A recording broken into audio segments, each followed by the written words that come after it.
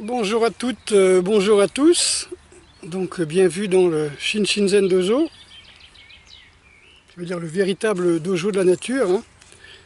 Vous savez que dojo, ça vient de Bodhimanda. C'est l'endroit où Siddhartha est devenu Bouddha, c'est-à-dire l'endroit où il a eu son illumination. Le dojo, c'est l'endroit où l'on a l'illumination, l'endroit où on cultive la voie, et donc la voie de Bouddha. Un dojo, c'est la salle de méditation d'un temple. Après qu'on parle de Judojo, par exemple de Kendojo, c'est encore autre chose. Donc grand merci aux tipeurs et tipeuses et aux personnes qui m'ont demandé s'ils pouvaient envoyer des chèques. De toute façon, je dis, c'est pour compenser les 2000 € par mois que le club est en train de perdre à cause du confinement. Mais quoi qu'il arrive, si vous pouvez vous déplacer, moi je peux vous faire des cours, en sachant que je reprends les stages dès que j'ai des stagiaires. Et je vais faire aussi des cours particuliers, comme j'en ai déjà fait exceptionnellement pour des gens qui venaient de loin. Donc le club a consenti, de toute façon c'est dans ses statuts, de pouvoir faire des cours particuliers, faire des formations particulières. Après voir comment vous pourrez vous déplacer.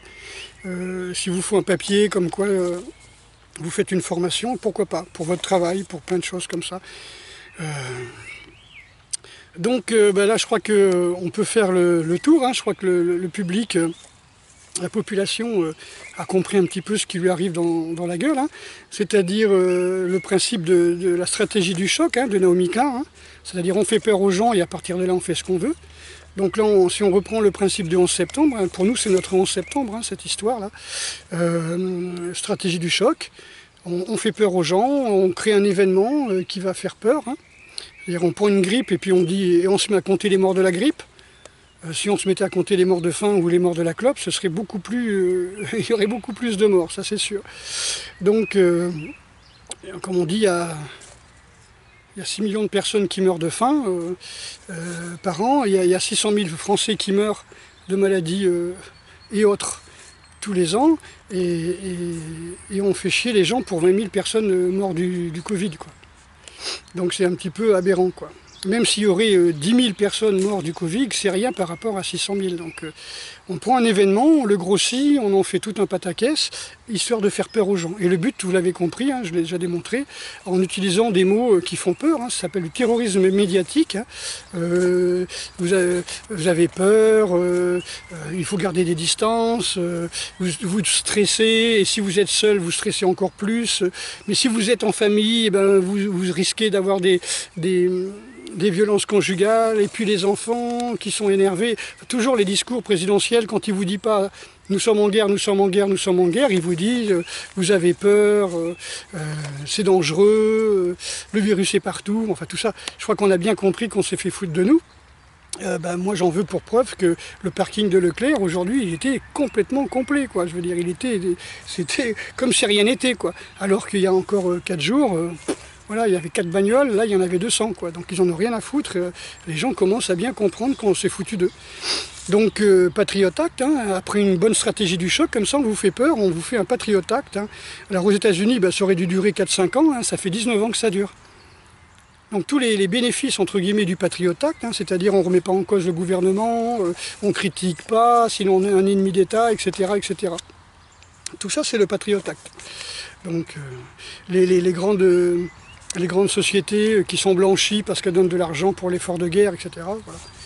Donc on fait des lois liberticides, qui soi-disant c'est du provisoire. Mais vous savez, le provisoire qui dure, on sait ce que c'est.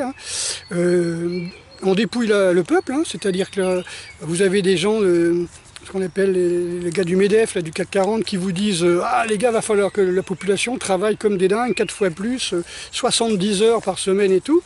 Mais en quoi il faudrait que la population travaille plus? C'est pas elle qui a décidé d'être confinée, c'est pas elle qui a fait la dette. La population, elle a été privée de ses droits, elle a été confinée à résidence, et en plus il faudrait qu'elle travaille, parce qu'il y a de l'argent de perdu, mais c'est pas elle qui a décidé ça. Soit disant que c'est pour son bien, je crois qu'on a bien compris que c'était pas pour notre bien. Vous avez plus de la moitié des États aux États-Unis qui ne confinent pas, et il n'y a pas plus de morts qu'ailleurs. Il y a plus de morts dans les États où il y a beaucoup de blacks américains qui sont obèses, comme Chicago par exemple, ou New York d'ici, mais voilà, c'est parce que tout simplement, il y a beaucoup de gens qui sont obèses. Et puis génétiquement qui ne sont pas faits pour bouffer du gras, quoi. Donc spéculation des banquiers, et des banquiers là, j'allais dire des bandiers, les bandiers c'est des banksters, des banquiers, pas tout simplement parce que la Fed aux États-Unis, c'est-à-dire les banques sont en train d'acheter tous les terrains. Parce qu'une fois que vous êtes dans la merde, vous n'avez plus de salaire, vous ne pouvez plus aller travailler, et ben, il y a deux grandes choses qu'on va faire. On va acheter votre maison, on va acheter votre terrain, puisque votre terrain ne vous appartient pas tant que vous n'avez pas fait de le payer. Et puis en plus, on peut vous mettre avec un revenu minimum d'État, hein, en disant, ben voilà, on va vous donner une pension. Et comme ça, si jamais tu veux critiquer l'État, ben on te coupe cette pension. Qu'on appelle ça le revenu universel, le RSA, le RMI, le ce que l'on veut, le spécial Covid. Voilà, mais bon, revenu Covid, on s'en fout. Le truc, c'est pour tenir par les couilles une population soumise. Et puis surtout, on vous promet le pire. On vous fait des projections macabres. Oui, bon, c'est vrai qu'il y a eu moins de morts. Bon, c'est vrai que là, ça commence à savoir. Même le site de l'OMS vous dit qu'il y a moins de morts. Les statisticiens, l'INSEE vous dit qu'il y a moins de morts qu'en 2008, par exemple. Qu'il y a pratiquement moins de morts que la grippe. Ah merde, ça va se savoir. Comment on va faire? Et bien on dit, attention, le virus va muter. Il ne dit pas, il peut muter. Le virus va muter. Donc il faut avoir peur, continuer à avoir peur. Et puis ils disent, attention, il y aura un deuxième pic. On ne sait pas pourquoi, mais bon, il va y avoir un deuxième pic. Ouais, c'est toujours les promesses, et demain je ferai ci, et dans un mois, et dans 6 mois. Comme ça, on ne vit pas le moment présent. Et si on n'est pas dans le moment présent, ben, on est en dehors des énergies du moment présent. Projection macabre, voilà, mutation, etc. Ça fait un petit peu marrant, quoi. Et pendant ce temps-là, ben, vous avez des grandes sociétés comme Blipso ou EUPC, hein, qui sont par exemple les lobbies des plastiques, qui ont demandé à l'Union européenne l'arrêt de l'interdiction du plastique à usage unique, en disant que c'est pour la protection du Covid, vous voyez, les masques à usage unique, les gants plastiques à usage unique. En fin de compte, le principe, c'est de dire, de profiter de cette peur généralisée, cette terreur, pour surfer sur cette vague de la mort. Hein. On appelle ça le business de la mort, hein. Le business de la peur plutôt. Et, parce que tout le monde meurt, mais bon, voilà, là c'est vraiment porté en épingle. Et aux USA, ça a marché. Les gens ont déjà fait annuler des interdictions, soi-disant qu'en 2022, ils ne devaient plus faire de plastique à cause des CFC, à cause de la... Comment on appelle ça, ça annonce, oui, les gaz à effet de serre climaticides, et ben hop, ils s'en foutent. Total, ArcelorMittal, pareil. Ils ont dit, ben voilà, la réduction des gaz carbone et tout ça, on n'en a plus rien à foutre. Voilà, donc c'est un petit peu grave. Hein. Voilà, donc merci, j'ai encore oublié de le dire au début, merci aux tipeurs et aux tipeuses. Hein, donc vous avez bien compris qu'en fin de compte, effectivement, les associations sont en train de tomber. Maintenant, vous avez deux solutions. Je me mets sur un step et je vous fais des cours de cardio. Mais bon, comme je dis, un vrai entraîneur, c'est d'abord un évaluateur. Donc c'est quelqu'un qui a une personne en face de lui et qui connaît, on va dire, son passé médical, son passé physique, ses capacités et incapacités. Et à partir de là, il va faire un programme. Et non pas, tiens, on va faire un programme pour 10 000 abonnés, et puis bon, bah, si on a 3-4 qui se cassent la hanche, c'est pas grave, quoi. C'est comme à l'armée, on a droit à 7% de perte. Ok, donc non, évidemment, c'est pas ça. Donc moi, je veux continuer à entraîner, je veux continuer à enseigner, continuer à faire des cours, et voilà, quand on est au soleil, il fait beau, on fait des cours, et dès que on aura l'autorisation, j'espère, sans avoir un numéro de tatouage avec une puce électronique à l'intérieur, on aura le droit de pouvoir aller travailler. Voilà. Sinon, ben, on sera tous au revenu universel. Et puis, on n'osera pas, hein, comme en Chine, hein, avec des numérotations, hein, avec votre portrait un peu partout. Vous n'aurez pas le droit de prendre le train, pas le droit de prendre l'avion, sans votre vaccin, sans votre puce électronique.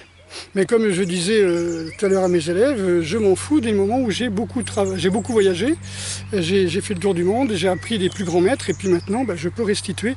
J'ai pas vraiment besoin d'aller à droite et à gauche. C'est vraiment par sympathie, par amitié, au bout de 30 ans d'entraînement au Japon, que je veux retourner au Japon. Simplement pour revoir des gens que je connais depuis 30 ans. Et depuis 5 ans en Russie. Voilà, donc pour le moment, bah, j'ai pas l'intention de prendre l'avion. Je reste sur Saintes. Ceux qui peuvent se déplacer pour faire des stages, n'hésitez pas à me contacter. Ceux qui ont besoin d'un papier du club pour pouvoir se déplacer, n'hésitez pas à me contacter.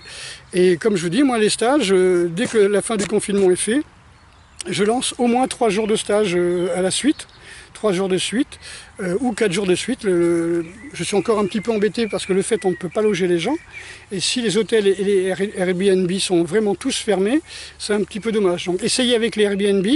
Vous pouvez prendre une tente, un duvet, et puis essayer d'aller dormir dehors. Il y a plein d'endroits où on peut dormir. Je vous en donnerai si vous voulez. Pour le moment, ça va encore. Ok, cet été, il y aura des animaux dans les champs, il y aura des vaches, des chevaux, voire des chèvres, donc ce sera un petit peu plus difficile. Voilà, donc grosse bise à toutes et à tous, et puis voilà, n'ayez pas peur, regardez les vidéos du docteur Talchaleur qui vous explique en fin de compte que les virus ne tuent pas, ce sont surtout les bactéries qui arrivent à affaiblir les intestins, c'est-à-dire à attaquer les autres bactéries qu'il y a dans les intestins, mais les virus en général, la peste et le choléra, si j'ai bonne mémoire, c'est plus des bactéries que des virus, et donc comparer les morts de la peste et le choléra avec un Covid de plus, c'est-à-dire une grosse grippe de plus, ça n'a aucun sens. Alors que ça soit une chauve-souris qui est enculée un pangolin, on s'en fout. Le truc, c'est que l'important, c'est sur quoi vous pouvez jouer. Vous pouvez jouer sur le fait de prendre une distance avec cette connerie de télévision et arrêter de croire ce qu'on vous dit, parce que ce que l'on vous dit est forcément faux. Vous le voyez bien, quoi. Vous avez un scientifique qui dit, mais qui nous emmerde avec leurs 20 000 morts, alors que tous les ans, il y a 600 000 morts, tous les ans, il y a 1600 morts par jour, et on vous emmerde avec 50, 100 morts par jour avec le Covid. Et là, vous voyez les journaleux qui sont là, payés par les labos pharmaceutiques, qui se chient dessus. Ils sont tout rouges, ils sont tout bleus, ils sont complètement... allez voir sur ma page, j'ai mis la vidéo. Le type, on dirait qu'il va avoir une attaque d'apoplexie, comme on disait, il va nous faire un AVC ou un arrêt cardiaque, parce que l'autre, il est en train de lui balancer la vérité, en disant que qu'est-ce que c'est que cette histoire. Balancer des chiffres sans donner le pourcentage qui va à côté ne veut rien dire. Je peux dire, par exemple, il y a eu 3 morts, 3 personnes qui ont bu du Coca-Cola, ils sont morts. Si c'est 3 personnes par an et que ça correspond sur 7 milliards de personnes, il y a eu 3 personnes, vous voyez, bon, à mon avis, il y en a 1000 fois plus, mais c'est pas grave. Mais vous voyez, donc quelque part, si on ne vous donne pas le pourcentage, par exemple, si on vous dit, oui, il y a 20 000 morts du Covid, par exemple, dans le monde, oui, ok, ou en France, je sais pas, enfin bref, il y a tant de morts du Covid, ok, mais si on vous dit pas que 90% sont déjà des cancéreux, ils sont diabétiques, type 2, et qui ont en moyenne 86 ans. Bon, ben là, et après, quand il y a un gamin qui a un diabète, qui meurt de ça, qui meurt...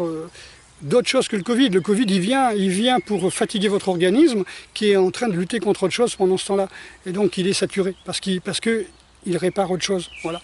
Il est en inflammation constante. Donc, quand on vous dit qu'il y a un gamin de 12 ans, de 16 ans ou de 25 ans qui meurt et que c'est à cause du Covid, bon, on sait maintenant que c'est pas vrai, mais c'est surtout que c'est pas parce qu'il y a une personne sur 75 millions qui meurt en France et qui a 25 ans, que tout le monde qui a 25 ans va mourir. Vous voyez, c'est simplement le fait de dire, de comprendre que si on vous donne cette information, c'est pour vous manipuler. Donc sortez de la manipulation, sortez de la peur, et voilà. Et la liberté vous affranchira. Voilà, ok. Ce qui est un pléonasme, quelque part. Un affranchi, c'est quelqu'un qui est libéré. Allez, gros bisous à toutes et à tous, et puis à très bientôt. Merci aux tipeurs. N'hésitez pas à vous abonner à la chaîne. Parce que moi, je me suis pas mis au chômage, comme je vous ai dit. D'abord parce que ça fait pas longtemps que je suis salarié. Ça fait longtemps que je travaille au club, mais ça fait pas longtemps que je suis salarié. Et que, deuxièmement, c'était pour 15 jours, soi-disant. Vous voyez ? Donc les gens se sont laissés surprendre, ils ont dit c'est pas grave, ça fera 15 jours de vacances.